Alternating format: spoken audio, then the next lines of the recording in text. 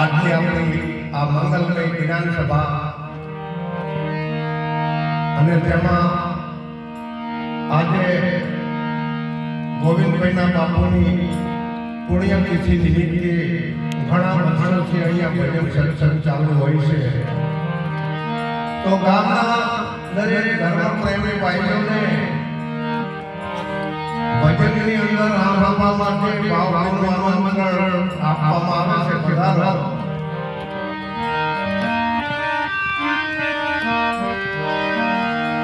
ભજન અને સત્સંગ એ તો આ માનવ અવતારની અંદર ભવસાગર તરવાનો કિનારો છે. તો બહેનો અને ભાઈઓ દરેકનો અધિકાર છે કે આપણે કંઈ ઘડીને ઘડી સત્સંગ ભજનની અંદર આવીને તો એમાં આપણા જીવનું કલ્યાણ છે, આપણા આત્માનું કલ્યાણ છે.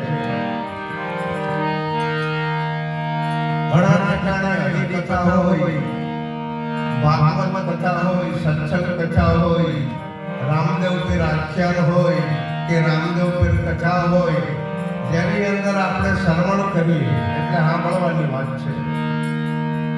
અને જેને જેને સાંભળ્યું છે અને પછી સમજ્યા છે અને પછી આને અમલમાં મૂકી દીધું છે, એવા અત્યારે ઘણા બધા મહાપુરુષો છે કે જે ભજનને સમજી શકે. તો એવા આજ જે નિમિત્તે પુણ્યતિથિ નિમિત્તે જે અહીંયા ગોવિંદભાઈના ઘરે સત્સંગની રજૂઆત થાય છે, ભજનની રજૂઆત થાય છે, ધર્મ પ્રેમી ભાઈઓ અને બહેનો પધારશો.